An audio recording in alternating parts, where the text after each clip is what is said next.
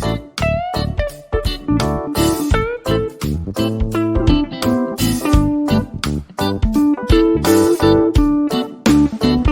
Everyone, management मंत्रा के इस video में आप पढ़ेंगे इंटरनेशनल मार्केटिंग रिसर्च।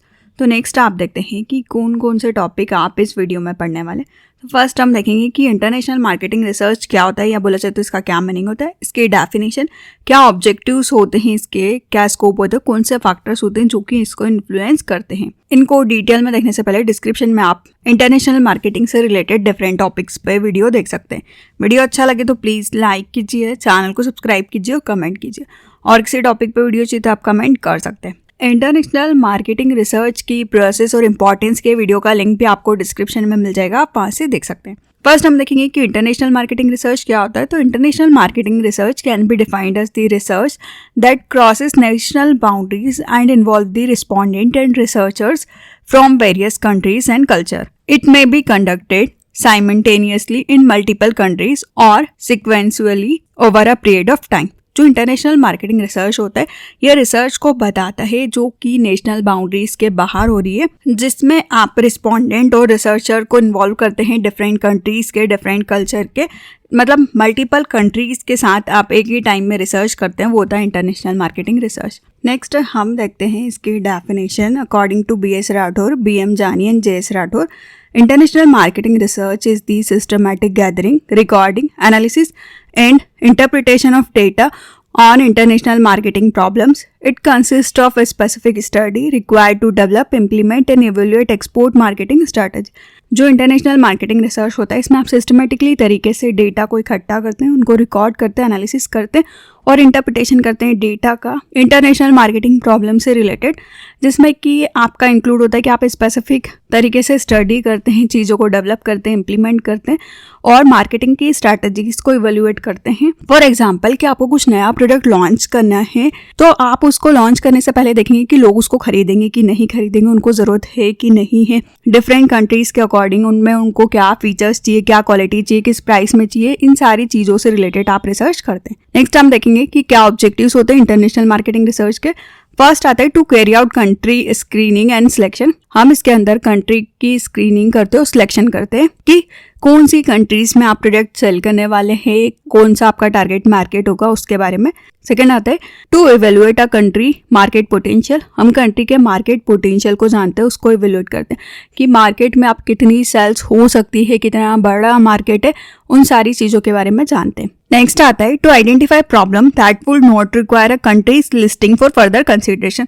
यहाँ पे आप सारी प्रॉब्लम्स को जानते हैं और देखते हैं कि पर्टिकुलर कंट्री में कौन कौन सी प्रॉब्लम्स है, उसकी पूरी लिस्ट रेडी रहती है ताकि आपको फिर से रिसर्च करने की जरूरत ना पड़े। नेक्स्ट आता है to identify aspect of countries environment that needs further study. आप यहाँ पे आइडेंटिफाई करते हैं कि किसी भी कंट्री के एनवायरनमेंट का कैसा एस्पेक्ट है और आप उसके बारे में और स्टडी करते हैं। नेक्स्ट आता है to evaluate the component of marketing mix for possible adoption. आप यहाँ पे मार्केटिंग मिक्स के कंपोनेंट को इवेल्युएट करते हैं कि कैसे आप उसको सही तरीके से अडॉप्ट कर सकते हैं। नेक्स्ट आता है to facilitate in developing strategic marketing plan. यहाँ पे आप स्ट्रेटेजिक मार्केटिंग प्लान्स को डेवलप करते हैं। तो ये कुछ ऑब्जेक्टिव्स होते हैं मार्केटिंग रिसर्च के। नेक्स्ट हम देखेंगे कि क्या स्कोप होते हैं इंटरनेशनल मार्केटिंग रिसर्च के। तो इसमें बहुत सारी एक्टिविटीज इंक्लूड रहती है इंटरनेशनल मार्केटिंग रिसर्च में। फर्स्ट आता है कि हम एनालिसिस करते हैं मार्केट का साइज कितना बड़ा है, कितने डिफरेंट एज वाले लोग हैं, जेंडर वाले हैं, इनकम वाले हैं, प्रोफेशन वाले हैं, या क्या कस्टमर्स का स्टैंडर्ड ऑफ लिविंग है। नेक्स्ट आता है हम एस्टिमेट करते हैं कि जो भी डिफरेंट मार्केट्स है उनकी कितनी रीजनल डिमांड है या टेरिटोरियल डिमांड है। नेक्स्ट आता है हम समझते हैं डिफरेंट कस्टमर्स की डिमांड को, जो भी कंज्यूमर्स है उनकी डिमांड को, उनके बिहेवियर को, और उनका बिहेवियर कैसे आपको दिखता है उसके अकॉर्डिंग हम मार्केटिंग स्ट्रैटेजीज को बना सकें। इन्फॉर्मेशन को आप कलेक्ट कर दें कि जो भी कस्टमर्स हैं उनके बारे में आपको सारी चीज़ें पता हो। नेक्स्ट आता है जो भी आपको इन्फॉर्मेशन की ज़रूरत है इंटरनेशनल मार्केट एंट्री के लिए, माइक्रो इशू भी हो सकते हो, मैक्रो भी। माइक्रो इशू वो होते हैं जो कि छोटे होते हैं, पर्टिकुलर प्रोडक्ट, सर्विस, सेल्स का कितना पोटेंशियल है, मार्केट ग्रोथ रेट कितनी है, कितना कंपटीशन है। वहीं मैक्रो इशू जो कि बड़े होते हैं, जैसे कि आपके पॉलिटिकल, लीगल, रेगुलेटरी इन्वायरमेंट हर कंट्री का डिफरेंट होता है। तो आप इंटरनेशनल लेवल पे जाएंगे तो आपको हर एरिया के सारी चीज़ों को, सारे इशूज़ को जानना होगा, सबके बारे में आपको इन्फॉर्मेशन होनी चाहिए। नेक्स्ट आता है हम कैसे एनालाइज करेंगे डिफरेंट चैनल ऑफ डिस्ट्रीब्यूशन को, क्या रोल्स होता है जिससे कि हम मार्केट की डिमांड को क्रिएट कर सकते हैं। नेक्स्ट आता है कि हम प्रॉफिटेबिलिटी को देखते हैं डिफरेंट मार्केट की और डिफरेंट मार्केट सेगमेंटेशन की। तो ये कुछ स्कोप होते हैं। नेक्स्ट हम देखेंगे कि कौन से फैक्टर्स होते हैं जो कि इन्फ्लुएंस करते हैं इंटरनेशनल मार्केटिंग रिसर्च को। तो इसमें 6 फैक्टर्स होते हैं। फर्स्ट आता है कल्चरल डिफरेंसेस, सेकंड है क्लाइमेट डिफरेंसेस, थर्ड है इकोनॉमिक डिफरेंसेस, फोर्थ है रिलीजियस डिफरेंसेस, फिफ्थ है हिस्टोरिकल डिफरेंसेस और सिक्स्थ है लैंग्वेज डिफरेंसेस। इनको डिटेल में देखते हैं। फर्स्ट आता है कल्चरल डिफरेंसेस। कल्चर बताता है कि कैसे आप आपके नॉर्म्स को शेयर कर रहे हैं, क्या पैटर्न ऑफ बिहेवियर है, मतलब जिन भी लार्ज ग्रुप को आप टारगेट कर रहे हैं उनके बिहेवियर को जानते हैं, उनके पैटर्न को जानते हैं। तो कल्चर में लोगों की क्या वैल्यूज है, एटीट्यूड है, बिलीफ है, आर्टिफैक्ट्स है या कुछ अदर सिंबल्स हो सकते हैं कि लोग कैसे एक दूसरे के बिहेवियर को अडॉप्ट करते हैं, कैसे वो आपको हेल्प करेंगे इंटरप्रिटेशन में, एवेल्युएशन में, कम्युनिकेशन में, सोसाइटी में जो भी लोग हैं मेंबर्स हैं उनकी। तो कंट्री में आप चीज़ों को कैसे ऑपरेट कर रहे हैं इंटरनेशनल मार्केट में, क्रॉस कल्चर की अवेयरनेस को होना। क्रॉस कल्चर डिफरेंट होता है, डिफरेंट नॉर्म। जो क्रॉस कल्चर होता है वो डिफरेंसेस को बताता है, क्या डिफरेंट फॉर्म है वैल्यू के, नॉर्म्स के, रिचुअल्स के, क्या नॉन वर्बल कम्युनिकेशन है लैंग्वेजेस का, उसके अकॉर्डिंग आप स्ट्रैटेजिक डिसीजंस को बनाते हैं। तो कुछ एग्जांपल्स हम लेके चलते हैं। फॉर एग्जांपल जो सॉफ्ट ड्रिंक थी वो अरेबियन कंट्री में लॉन्च की गई लेबल के साथ 6 पॉइंटेड स्टार के साथ। वही जो प्रोडक्ट की सेल थी इजराइल में कम हुई क्योंकि वही स्टार जो थे वो इजराइल के साथ जुड़े हुए थे। तो ये डिफरेंट कल्चर होता है डिफरेंट एरिया का, हर कंट्री का जो कल्चर होता है वो डिफरेंट होता है। नेक्स्ट आता है क्लाइमेट डिफरेंसेस। जो हर एरिया की क्लाइमेट कंडीशंस होती है वो डिफरेंट होती है, उनका जो टेम्परेचर होता है, रेंज होती है, डिग्री ऑफ रेन होती है वो डिफरेंट होती है। फॉर एग्जांपल बात की जाए तो बुश असाइनमेंट्स ने वॉशिंग मशीन को मार्केटर्स में डिफरेंट एरिया के अकॉर्डिंग सेल किया। उन्होंने स्कैंडवेलिया में जहाँ पे कि ज़्यादा सनी डेज होते, ज़्यादा गर्मी होती, तो वहाँ पे उन्होंने वॉशिंग मशीन की मिनिमम स्पिन साइकिल 1000 RPM रखी और मैक्सिमम 1600 RPM रखी। वहीं इटली और स्पेन में स्पेन साइकिल जो था वो 500 RPM था, जो कि इनफ होता है। नेक्स्ट आता है इकोनॉमिक डिफरेंसेस।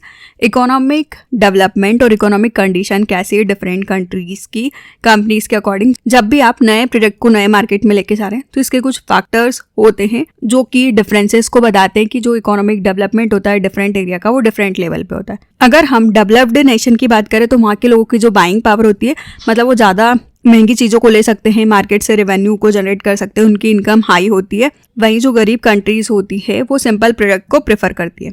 नेक्स्ट आता है रिलीजियस डिफरेंसेस। रिलीजन्स भी प्रोडक्ट को बहुत डिफरेंट तरीके से अफेक्ट करता है कि कंपनी कैसे प्रोडक्ट को अडॉप्ट कर रही है रिलीजन नॉर्म्स के अकॉर्डिंग। फॉर एग्जांपल कि जहाँ पे जिस टाइप का रिलीजियस होगा वहाँ पे उस टाइप के प्रोडक्ट ज़्यादा चलेंगे। जहाँ पे जिन चीज़ों को फॉलो किया जाता है, जिन चीज़ों को शुभ माना जाता है, आपको उस एरिया में उस टाइप की चीज़ें ज़्यादा मिलेगी। नेक्स्ट आता है historical differences. Historical differences affect करते हैं कंज्यूमर बिहेवियर को, लाइक स्कॉच विस्की जो कि फैशनेबल है इटली में, वहीं ये स्कॉटलैंड में बिल्कुल भी ट्रेंड में नहीं है। नेक्स्ट आता है लैंग्वेज डिफरेंसेस। सही तरीके से लैंग्वेज को ट्रांसलेट करना, उसको अडॉप्ट करना बहुत इंपॉर्टेंट होता है। फॉर एग्जाम्पल PNG जो कि पॉलिश मार्केट में गई पर वो प्रॉपरली तरीके से ट्रांसलेट नहीं कर पाई, इसलिए फेल हो गई। तो ये बताता है कि जो भी आपने लैंग्वेज को ट्रांसलेट किया वो इम्परफेक्ट तरीके से था। साथ में ये डिफरेंस बताता है कि लोग किसी भी प्रोडक्ट और सर्विसेज को किस तरीके से यूज़ करें, उनका क्या डिफरेंट क्राइटेरिया है, कैसे आप एक्सेस करेंगे प्रोडक्ट और सर्विसेज को डिफरेंट मार्केट के अकॉर्डिंग, क्या डिफरेंस होता है मार्केटिंग रिसर्च में, उसकी कैपेसिटीज़ में या स्ट्रैटेजिक डिसीजंस में। तो ये कुछ फैक्टर्स होते हैं जो कि अफेक्ट करते हैं या इन्फ्लुएंस करते हैं इंटरनेशनल मार्केटिंग रिसर्च को। तो इस वीडियो में आपने पढ़ा कि इंटरनेशनल मार्केटिंग रिसर्च क्या होता है, इसका मीनिंग, डेफिनेशन, ऑब्जेक्टिव, स्कोप और फैक्टर्स। वीडियो अच्छा लगे तो प्लीज़ लाइक कीजिए, चैनल को सब्सक्राइब कीजिए और कमेंट कीजिए। और किसी टॉपिक पर वीडियो चाहिए तो आप कमेंट कर सकते हैं। Thank you.